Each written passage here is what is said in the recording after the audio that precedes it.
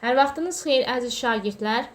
Bugün sizlərlə bir yerdə fizika 8-ci sinif dərsliyində sürtünmə qüvvəsi dərsinin öyrəndiklərinizi tətbiq edin. Həmçinin də öyrəndiklərinizi yoxlayın hissəsində olan sualların izahına baxacağıq. Sualların izahına keçməmişdən öncə kanalımıza abunə olmağı unutmayın ki, digər dərslərində izahları gəldikdə xəbərdar olasınız.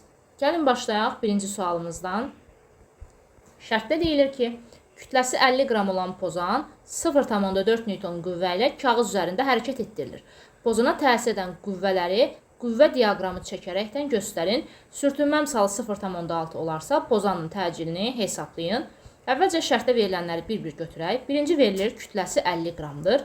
Deməli, burada bizim pozanımızın kütləsi verildi. M bərabər oldu 50 qrama. Biz bilirik ki, beynəlxalq vahidlər sistemində kiloqramla işləyirik. Ona görə biz burada qramdan kiloqrama keçməliyik. 1 kiloqram 1000 qramdır. Deməli, sən əgər kiloqramdan qrama keçərsənsə, 1000-ə vuracaqsın. Yox, qramdan kiloqrama keçəcəksən, bu zaman 1000-ə bölürsən. İndi eyni ilə burada da fikir versəz, qramdan kiloqrama keçirəm, deməli 1000-ə bölməliyəm. 50-ni böləcəm 1000-ə. Sıfırlar gedir, fikir versəz, 0,5 kiloqram alırıq. Deməli, bizim 50 qramımız 0,5 kiloqrama bərabərdir. Sonrasında şərtdə deyilir ki, pozan 0,4 Newton qüvvə ilə kağız üzərində hərəkət etdirilir. Deməli, sən bu pozanı kağız üzərində hərəkət etdirmək üçün müəyyən bir 0,4 Newton qüvvə ilə bu pozanı dartırsan. Deməli, artıq buradakı bu qüvvəmiz dartı qüvvəsidir. Yazacağıq ki, F dartı bərabərdir 0,4 Newtona. Sonrasında bizdən istəyir ki, pozana təsir edən qüvvələri qüvvə diaqramı çəkərək göstərək və sürtünmə misalımız verildi, 0,6-dır. Sürtünmə misalını mü hərfi ilə işarə edirik, qiymət də verildi 0,6. Və bizdən pozanın təcilini hesablamağımızı istəyir, yəni A-nı. İlk öncə gəlin qüvvə diaqramımızı göstərək. Tutaq ki, burada kağız üzərində sizin pozanınız var. Və bu pozana əlbəttə ki, müəyyən bir dartı qüvvəsi ilə dartırsan. Dartı qüvvəsini tutaq ki, sağa götürürəm. Dartı qüvvəsi ilə bu pozanı dartırsansa, yəni hərəkət elətdirirsənsə, deməli bu hərəkətin əksinə doğru bir sürtünmə qüvvən yaranacaq. Və sürtünmə qüvvəsi də cisimlə səth arasında yaranır. Dartı qüvvəsinin əksinə doğru çəkirik. Bu bizim oldu sürtünmə qüvvəmiz. Həmçinin burada pozana yer tərəfindən ağırlıq qüvvəsi təsir edəcək və bu aşağıya doğru yönələcək. Və biz bilirik ki, ağırlıq qüvvəsi də mg düsturu ilə hesablanır. Və burada reaksiya qüvvəsi yaranacaq. Reaksiya qüvvəsi də səthdən cismə doğru perpendikulyar yönəlir. Baxın, səthdən cismə doğru, yəni pozana doğru perpendikulyar çəkdim və bu bizim reaksiya qüvvəmizdir. R hərfi ilə işarə edirik. İndi sən bu cismi hərəkət elətdirirsənsə, əlbəttə ki, dartdığın qüvvə istiqamətində hərəkət etdirəcəksən. Deməli, təcil də dartı qüvvəsi istiqamətində yönələcək. Newton ikinci qanununa görə burada əvəzləyici qüvvəni tapanda, yəni MA bərabər olacaq. Dartı qüvvəsi ilə sürtünmə qüvvəsi əks istiqamətli olduğundan bunların fərqinə bərabər olacaq.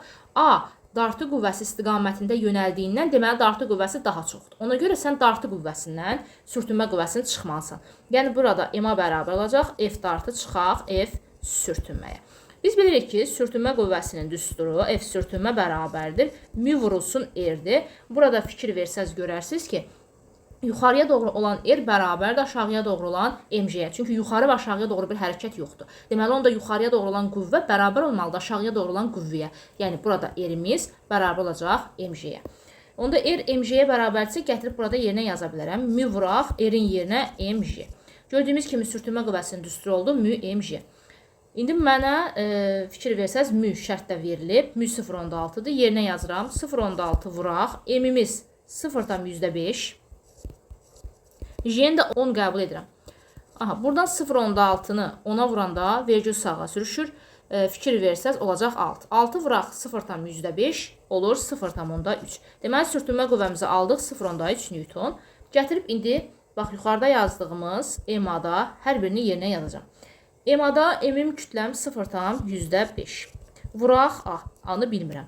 Dartı qüvvəsi şərtdə verilmişdi 0,4. Sürtünmə qüvvəsində 0,3 tapdıq. 0,4 çıxaq 0,3 mənə verir 0,1. Buradan A-nı təcili tapsaq 0,1 böləcəm 0,5-ə. Fikir versəz vergülü atıram. Sadəcə yuxarıda sürətdə sıfırdan sonra bir dənə rəqəm var, amma məxrəcdə sıfırdan sonra iki dənə rəqəm var. Gördüyümüz kimi məxrəcdə iki dənə rəqəm varsa, deməli sürətdəkindən bir ədəd çoxdur, çünki sıfırdan sonra bir rəqəm var burada. Onda sən mütləq sürətə bir dənə sıfır əlavə etməlisən. 10 bölək 5 mənə verəcək 2. Deməli, burada mənim təcillim oldu 2 metr bölək saniyə kvadratı. Biz bilirik ki, təcilin vahidi metr bölək saniyə kvadratıdır. Beləliklə ki, birinci sualımızı işlədik. Keçək ikinci sualımıza. Avtomobil şəkildəki təkərlərdən hansı ilə daha yaxşı hərəkət edər? Təkərlərdəki su kanalları yağışlı havada təhlükəsizliyi təmin etməyə necə kömək edir? Hansı ki, təkərlərdə olan, bax bu gördüyünüz su kanalları vasitəsilə təkərlə, belə deyək də, asfalt arasındakı suyu kənara atmağa kömək edir. Və beləliklə, bu zaman təkərlə asfalt arasında su təbəqəsi yaranmır və nəticədə bizim avtomobilimiz sürüşmür. Üçüncü sualımıza keçək. Sərbəst buraxılmış 1 kiloqram kütləli cisim ağırlıq qüvvəsinin təsiri ilə yerə düşür. Hava tərəfindən həmin cismə 2 newton sürtünmə qüvvəsi təsir edərsə, onun təcilini hesablayın. Havanın müqaməti nəzərə alınmadıqda cismin təcili nəyə bərabər olar? Şərtdə verilənləri əvvəlcə burada yazaq. Deməli, kütləmiz verildi, fikir versəz 1 kiloqramdır. Yazaq onda M bərabərdir 1 kg.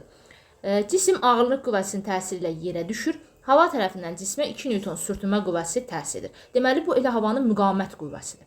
Hansı ki, və burada bizdən təcili soruşur. Təsəvvürünüzə gətirin, cisminiz var.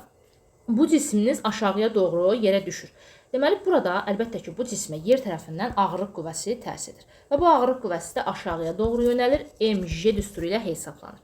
Sürtünmə qüvvəsi bəs hara yönələcək? Əlbəttə ki, hərəkətin əksinə doğru, yuxarıya doğru yönələcək. Bu da oldu bizim F sürtünməmiz. İndi burada təcillim əlbəttə ki, aşağıya doğru yönələcək, çünki bu cisim sərbəst buraxılır və fikir versəz yerə düşür. Deməli, indi mən Newton ikinci qanunu yaza bilərəm. Newton ikinci qanuna görə burada MA bərabər olacaq mg çıxaq F sürtünməyə. Nəyə görə mg-dən F sürtünməni çıxdım? Çünki bunlar əks istiqamətdədir. Biri yuxarı, biri aşağıdır. Və burada mg daha böyükdür, çünki A təcili aşağıyadır. Deməli, A təcili istiqamətində olan qüvvəm daha böyükdür. Yəni, aşağıya doğru olan mg daha böyükdür. Ona görə mg-dən F sürtünməni çıxdım. Burada indi M-imiz 1-dir. Yerinə yazıram. 1 vuraq, təcillim yoxdur. A. Yenidən M 1-dir. J-ni 10 qəbul edirəm. Çıxaq sürtünməm 2 newtondur. 10 çıxaq 2 mənə verəcək 8. Buradan A-nı tapanda gördüyünüz kimi 8 bölək 1 o da olacaq 8.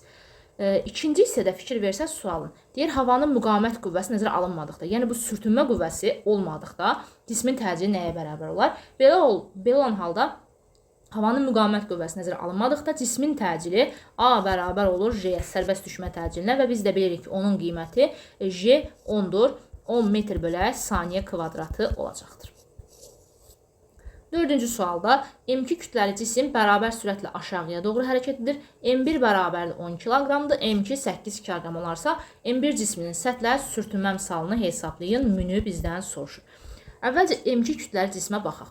Burada hansı ki, M2 kütləli cismə yer tərəfindən ağırlıq qüvvəsi təsir edir. Və bu ağırlıq qüvvəsi də aşağıya doğru yönəlir. Deməli, aşağıya doğru bizim qüvvəmiz olacaq. M2 vuraq J. Həmçinin burada əlbəttə ki, M2J aşağıyadırsa, deməli, fikir versəz deyir, bərabər sürətlə aşağıya doğru hərəkət edir. Bu aşağıya doğru hərəkət edirsə, ip də axı bunu özünə çəkir. Bax buradan. Və deməli, onda bu cisim də artıq sağa doğru getməyə başlayacaq və beləliklə sürtünmə qüvvəsi yaranacaq hərəkətin əksinə doğru. Və bu da olacaq sola doğru. Sürtünmə qüvvəsində üstünü bilirik. Mü vuraq mg-dir. Burada sürtünmə qüvvəsi M1 kütləli cismə təsir etdiyindən ona görə də mü vuraq M1J yazırıq. Mü vurulsun M1-im 10-dur. J-miz də yenə 10 qəbul edirəm. Bu qüvvəmiz, sürtünmə qüvvəmiz, yəni mü vurulsun 10, vuraq 10 bərabər olacaq. Əlbəttə ki, aşağıya doğru olan, bax bu M2J qüvvəsinə.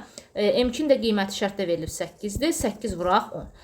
Fikir versəz, buradan münü tapanda 8 vuraq 10 bölünəcək 10 vurulsun 10-a. Onlar ixtisar getdi. Deməli, müyə tapdıq 0,8.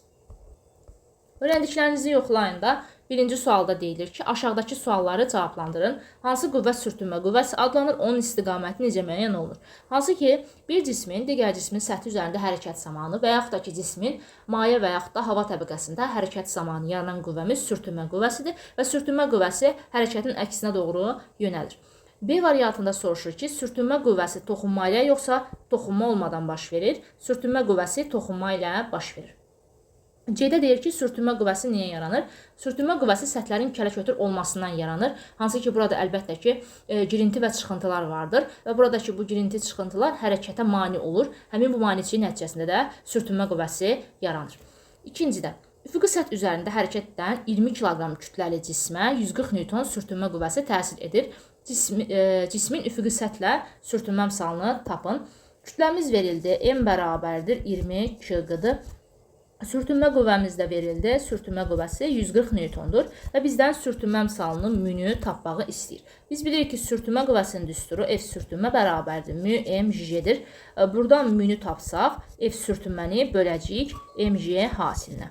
Sürtünmə qüvvəsinin qiyməti 140 verilib. Şərtdə fikir versəz, m-də 20-dir. 20-ni də vuracam, j-nin qiymətini 10 qəbul edirik. Və buradan fikir versəz sıfırlar gedir. 14 və 20-ni 2-yə apara bilərəm ixtisar. Məxrəcdə 10, sürətdə qalacaq 7. Deməli, burada sürtünmə misalımız oldu 0,7. 0,5 kq kütləli taxta tircik üfüqi şüşə səth üzərində hərəkət edir. Ona təsir edən dartı qüvvəsi 2 Newton. Taxta ilə şüşə arasındakı sürtünmə misalı 0,2-dir. Qüvvə diaqramını çəkərək tirciyə təsir edən qüvvələri göstərin və onun təcilini hesablayın. Fikir versəz, bu istiqamətdə sağa doğru siz dartırsınız bu tirciyi. Deməli, burada dartı qüvvəmiz vardır. Sürtünmə qüvvəsi də bu hərəkətin əksinə doğru yönələcək və səthlə cism arasında yaranır. Sola doğru sürtünmə qüvvəm oldu. Həmçinin ağırlıq qüvvəm var, yer tərəfindən cismi cəzb edən. Aşağıya doğru yönəlir, mc düsturu ilə hesablanır. Və burada bizim reaksiya qüvvəmiz də olacaq. Səthdən cismə doğru perpendikulyar yuxarıya doğru yönəlir. Və bu da N və yaxud da ki, R hərfi ilə işarə edə bilərsiniz, fərqi yoxdur. Aha. İndi bizdən soruşur qüvvə diaqramını çəkməyi, qüvvə diaqramını göstərdik. Yəni, yuxarı, aşağı, sağa, sola olan qüvvələrimizi göstərdik. Bizdən təcil tapmağımızı istəyir. Əlbəttə ki, mən bu cismi gördüyünüz kimi sağa doğru dartıramsa, deməli, mənim təcillim də artıq sağa doğrudur. Buradan artıq Newton ikinci qanuna görə MA bərabər olacaq. F dartı çıxaq F sürtünməyə. Sürtünmə qüvvəsinin düsturu bizə məlumdur. F sürtünmə bərabərdir. Mü vuraq, M, J-dir. Gəlin hesablayaq onu. Mümüz, sürtünmə misalımız 0,2-dir. Kütləmiz 0,5-dir. Deməli, olacaq 0,2 vuraq 0,5 vurulsun J-nin qiymətdə 10. 0,5-i 10-a vuranda 5 eləyir. 5-i də 0,2-yə vuranda alırıq 1. Deməli, sürtünmə qüvvəmizin qiyməti oldu 1 Newton. Dartı qüvvəmizdə fikir versəz 2 Newton verilmişdir. Onda yerinə yazsaq, M-im, burada yerinə yazacağıq. Baxın, M-a bərabərdir. F dartı çıxar, F sürtünmədə. M-amızda indi M-im var. 0,5 vuraq, A-nın qiyməti yoxdur.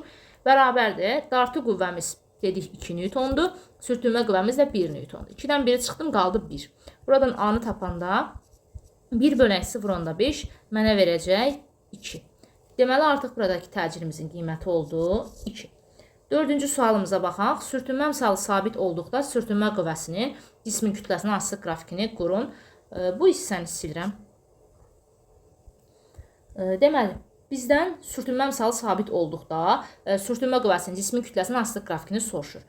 Biz bilirik ki, sürtünmə qüvvəsinin düsturu F sürtünmə bərabərdir mü-m-j-dir. Burada deyir, sürtünmə misalı sabitdir. Sürtünmə qüvvəsinin M-dən asılı qrafikini qur. Əlbəttə ki, sürtünmə misalı sabitdir. Həmçində bilirik ki, J sabitdir. Deməli, onda belə olan halda sürtünmə qüvvəsi kütlə ilə düz asılı olacaq. Yəni, kütləni neçə dəfə artıramsa, sürtünmə qüvvəm də bir o qədər dəfə artacaqdır. Buradan sürtünmə qüvvəsinin M-dən asılı qrafikini çəksək, düz mütənasib asılığın qrafikini çəkəcəyik. Hansı ki, Y bərabərdir KX funksiyasından. Riyaziyyatdan bilirik bunu. Beləliklə, əziz şagirdlər, sualların hər bir izahına baxdıq. Ümid edirəm ki, izah sizin üçün aydın oldu. Əgər videodan yararlandınızsa da kanalımıza abunə olmağı və videonu bəyənməyi unutmayın. Digər dərs izahlarında görüşənədək özünüzə yaxşı baxın, sağ olun.